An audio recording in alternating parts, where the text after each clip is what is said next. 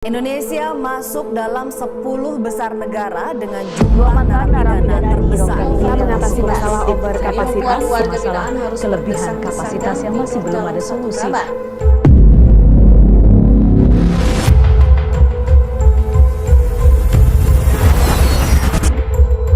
Di tengah dinamika kehidupan masyarakat, persoalan pemasyarakatan menjadi salah satu tantangan yang terus memerlukan perhatian kita bersama. Overkapasitas di dalam lapas menjadi pemandangan yang tidak lagi asing.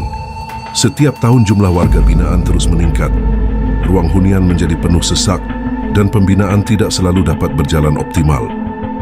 Di sisi lain, tingginya angka pengulangan tindak pidana masih menjadi bayang-bayang. Banyak mantan warga binaan kembali berhadapan dengan hukum bukan karena niat jahat, tetapi karena himpitan ekonomi, minimnya peluang kerja, dan kurangnya ruang pemberdayaan yang mampu membuka pintu kehidupan baru. Sementara itu di masyarakat, kesempatan kerja bagi mantan warga binaan masih sangat terbatas.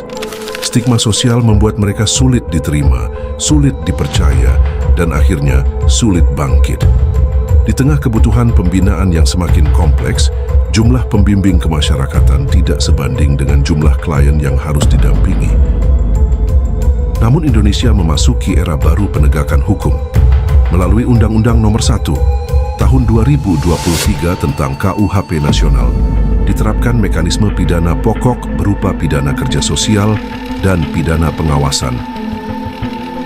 Sistem ini memberikan ruang bagi pelanggar hukum untuk tetap produktif, tetap berada di tengah masyarakat, dan tetap memiliki kesempatan memperbaiki diri tanpa harus kehilangan masa depan. Mereka akan menjalani pidana kerja sosial, berkontribusi dalam kegiatan kemasyarakatan, sekaligus belajar keterampilan baru yang kelak dapat menjadi sumber penghidupan. Melihat seluruh fenomena ini, maka bekerja sama dengan mitra kerja lintas sektoral adalah sebuah keniscayaan.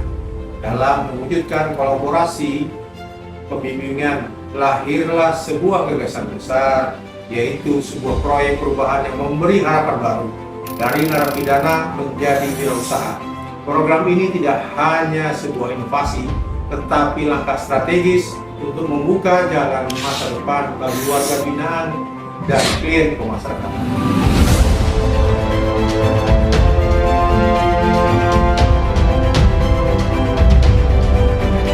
Gagasan ini mendorong lahirnya keputusan Menteri Imigrasi dan Pemasyarakatan Republik Indonesia tentang program pembimbingan kemandirian pemasyarakatan berbasis ekonomi kerakyatan.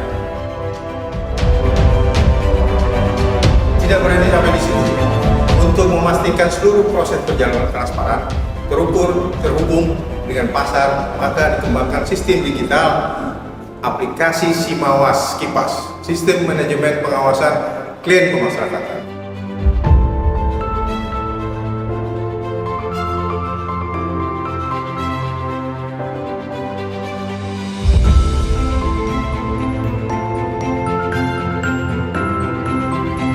Melalui platform ini, potensi UMKM dan kelompok tani dapat dipantau, dikembangkan, dan dipasarkan secara lebih luas.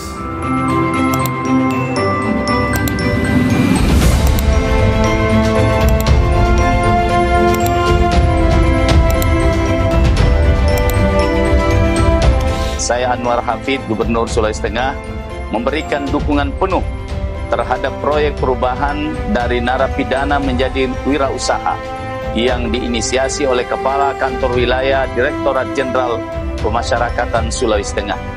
Program ini selaras dengan semangat berani harmoni, khususnya dalam mendorong kemandirian, kolaborasi, serta pemulihan peran sosial warga Sulawesi Tengah. Saya Rahmat, Kepala Kejaksaan Tinggi Sulawesi Tengah, memberikan dukungan penuh terhadap proyek perubahan dari narapidana menjadi wirausaha yang diinisiasi oleh Kepala Kantor Wilayah Direktorat Jenderal Pemasyarakatan Sulawesi Tengah, yang merupakan program langkah nyata dalam implementasi Undang-Undang Nomor 1 Tahun 2003 tentang Kitab Undang-Undang Hukum Pidana Nasional yang menekankan pada pelaksanaan pidana pokok berupa pidana pengawasan dan pidana kerja sosial. Saya Wali Kota Palu ingin menyampaikan dukungan penuh terhadap proyek perubahan inovasi dari narapidana menjadi wirausaha. Oleh karena itu, pemerintah Kota Palu sangat mendukung penuh upaya ini dan berharap insya Allah menjadi proyek inovasi perubahan yang betul-betul bisa diwujudkan dan terus didorong oleh kita semua untuk bisa menciptakan masyarakat yang mandiri, masyarakat yang berkarya dan berdikari. Dan yang terpenting adalah bagaimana mereka bisa terlatih untuk bisa bekerja, menghasilkan, sehingga mereka tidak punya keinginan untuk kembali ke lapas.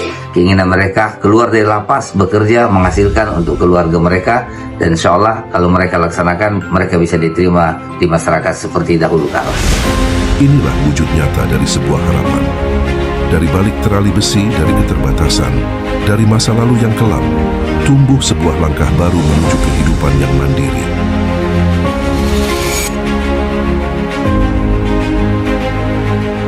Assalamualaikum, saya Sirli Asa, klien dari Bapas Palu.